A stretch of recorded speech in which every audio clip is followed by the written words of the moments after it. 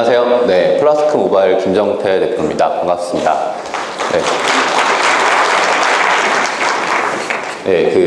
저한테 발표 시간을 4시 넘게 주셔가지고, 이제 한참 사람들 나갈 때, 졸릴 때 주셔가지고, 이게 뭐지? 이렇게 생각을 했었는데, 그래도 앞선 연사분들이 잘 발표해 주셔가지고, 좀 부담이 덜한데요.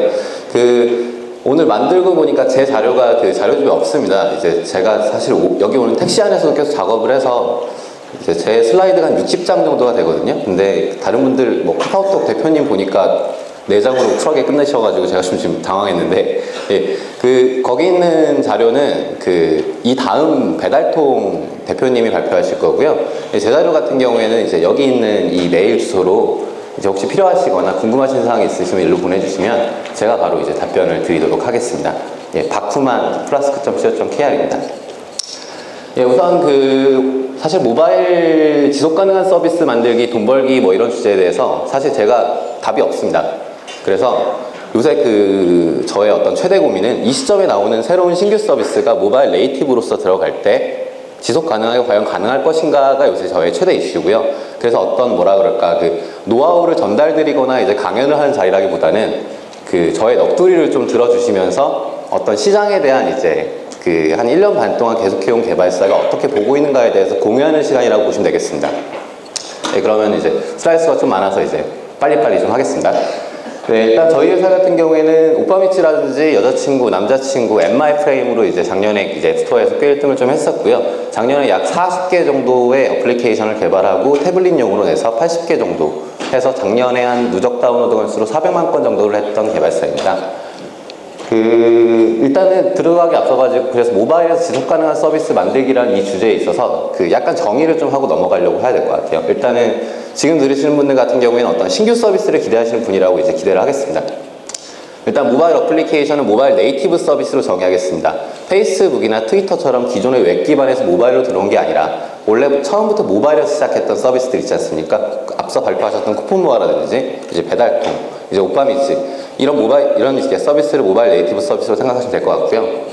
그리고 지속 가능한 이제 어떤 계속해서 월마다 고정적인 광고 수익이 들어오는이 아니라 회사로서, 컴퍼니로서, 법인으로서 계속 지속 가능하게 성장할 수 있는가, 이 잠재력이 있는 서비스가 과연 나올 수 있는 것이냐를 이제 세팅을 하고 이제 발표를 드리도록 하겠습니다.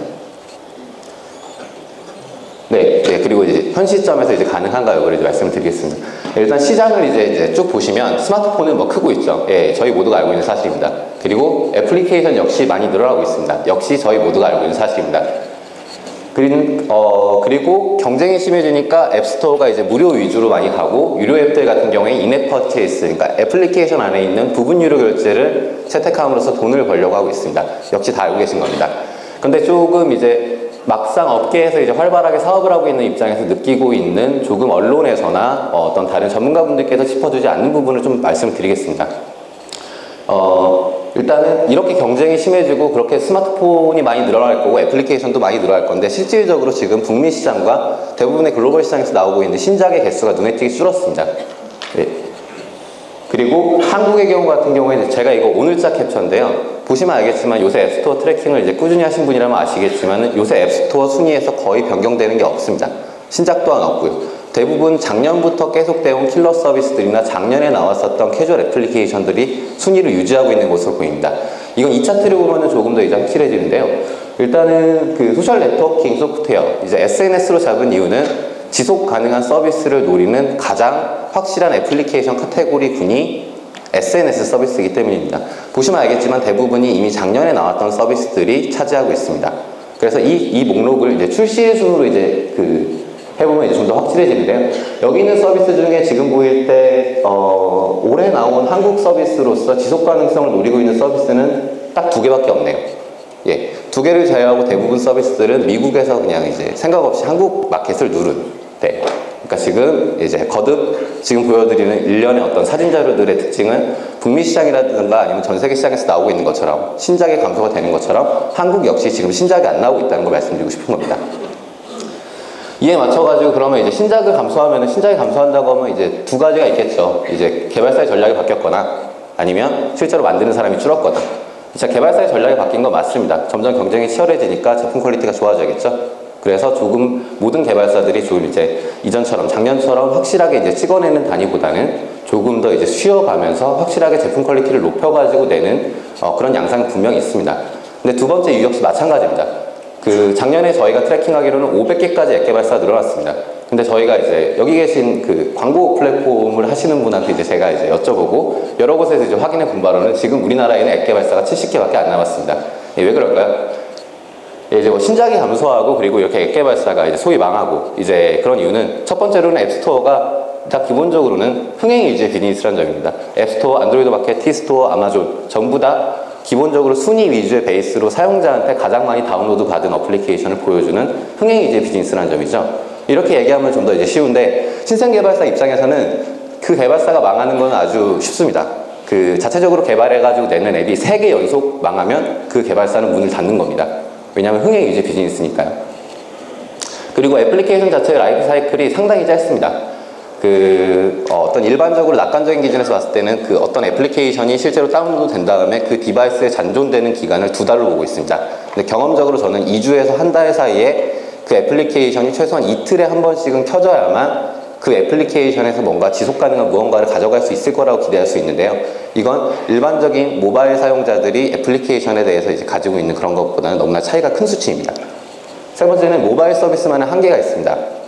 일단 모바일이면 이제 뭔가 달라야 된다는 생각을 많이 하시잖아요. 신작 같은 경우에는. 그래서 뭐 LBS라든지 주소록이라든지 증강현실이라든지 뭐 이런 기술을 많이 넣습니다. 근데 이제 근본적으로 웹에 비해서 넣을 수 있는 정보나 사용자가 기대하는 게 다릅니다. 사용자가 모바일을 기대하는 건 웹에 비해서 모바일에서 뭔가 확실히 다를 거야. 내지는 모바일이니까 뭔가 캐주얼할 거야. 모바일이니까 뭔가 단숨에 나한테 뭔가 가벼운 재미를 줄 수 있을 거야 라고 생각을 합니다. 이런 어떤 사용자의 현재 어떤 앱스토어에 대한 어떤 기대 순위, 지금 현재 우리나라 앱스토어 무료 순위를 보면 그런 어떤 소비자 니즈를 확실히 알 수 있는데요. 이런 부분에 있어서 실제로 모바일에서 진지한 서비스를 하고 싶어도 어떤 사용자 인식 때문에 아주 헤비하게 그 서비스를 전개하지 못하는 게 지금 현실입니다. 그리고 가장 이제 큰 거는 뭐냐면 가장 뭔가 지속 가능하게 가져갈 수 있는 오늘 발표해 주신 분들 대부분이 이제 가지고 있고 제가 그게 없어서 좀 제가 이제 그래도 발표자 중에 내가 제일 끝발이 딸리는구나 이제 이렇게 생각을 했던 그 필수 앱들이 지금 이미 다 선점된 상태라는 점이 지금 현실적으로 애플리케이션 개발에 있어서 지속 가능한 신서비스를 개발해서 출시하기 어려운 이유입니다. 그러면 이제 그거에 맞춰서 그러면 실제로 그럼 앱 개발사들이 이런 시장에 맞춰서 어떻게 전략을 가져갈까라는 점을 이제 말씀드릴게요. 일단 가장 크게는 이제 우리 모두가 원하는 트위터나 카카오처럼 그리고 포스케어처럼 모바일 네이티브 서비스로 성공을 해서 하나의 서비스를 지속 가능하게 키워간다는 이런 플레이어들이 있습니다. 근데 이런 플레이어들 같은 경우에는 2010년 하반기나 2011년 상반기에 지금 새로 등장한 플레이어 중에 두각을 나타낸 애들이 있냐? 없습니다. 선점되어 있다는 그런 점 때문이고요. 두 번째로는 포트폴리오 위주로 비즈니스를 가져가는 친구들입니다. 여러 가지 앱을 다작을 해서 그 다작된 앱들을 가지고서 계속해서 어떤 회사의 성장을 도모하는 식입니다. 그렇지만은 지금 이 부분 역시 되게 고민이 많고 비즈니스적으로 어떤 프레임이 그리고 이론이 지금 확정되어 있지 않은 지금 활발히 연구 중인 상태입니다. 그러니까 이제 이렇게 사실 원 서비스 가져가고 싶은 건 누구나 마찬가지죠. 누구나 어떤 사업가나 전부 다 페이스북의 CEO가 되고 싶고 트위터의 CEO가 되고 싶지 않겠습니까?